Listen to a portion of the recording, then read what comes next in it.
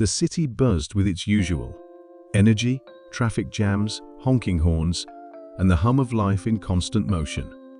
Warnwell, a busy street corner, a group of bikers roared into view. Clad in leather, jackets adorned with patches and tattoos, they moved like a pack of wolves, their loud engines announcing their arrival long before they could be seen. These were men who thrived on dominance, intimidating everyone in their path. In the middle of the commotion, a man stood by a dusty, old truck parked at the curb. His appearance was unassuming, a simple jacket, warm boots, and a coffee cup in hand. The man had a quiet air about him, one that didn't beg for attention, but somehow demanded respect. His name was David Carter, a retired soldier who had spent 2 decades in the army, serving in some of the most hostile regions of the world.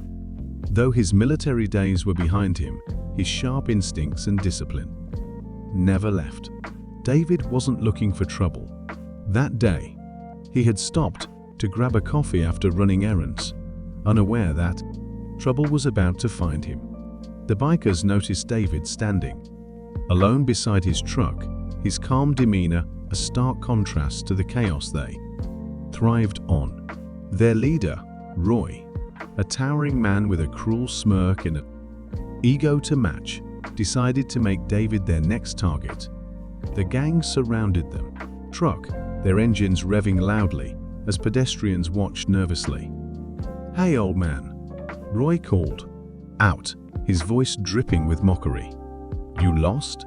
Or is this rust bucket your ride?"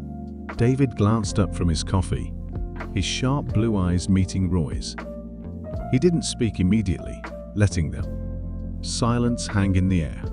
His calmness only seemed to fuel Roy's need to provoke him. "You deaf, Grandpa?" Roy sneered. "We're talking to you." David set his coffee on the truck's hood with deliberate care.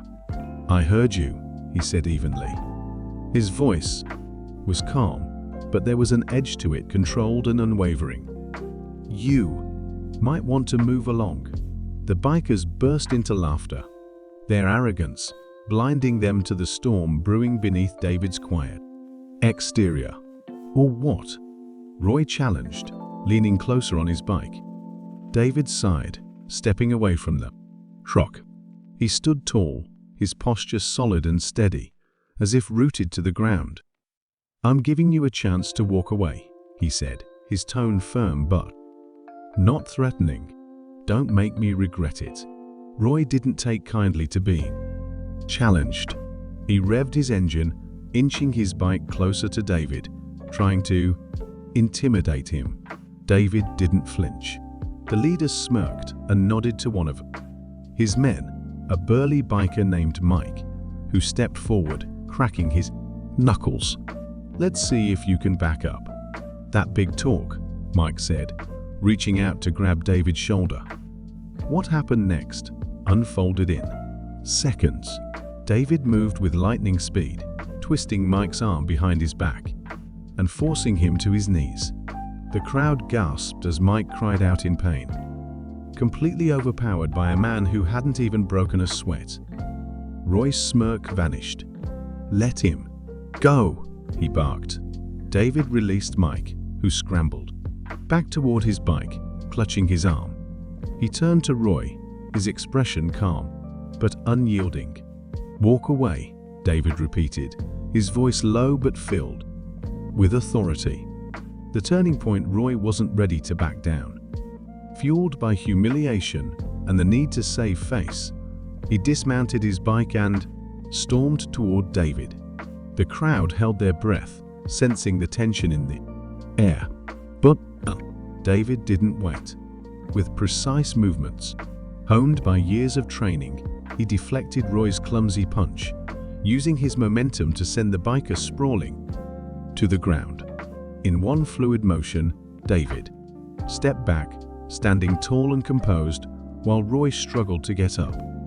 "You don't want to do this," David said, his voice cutting through the stunned silence. The other bikers hesitated, their confidence shaken. They had seen enough to know they were no match for this man. Roy, bruised and humiliated, growled under his breath but waved his hand, signaling his crew to back off. As the gang mounted their bikes and sped away, the crowd erupted into applause. Some clapped, others pulled out their phones to record the moment.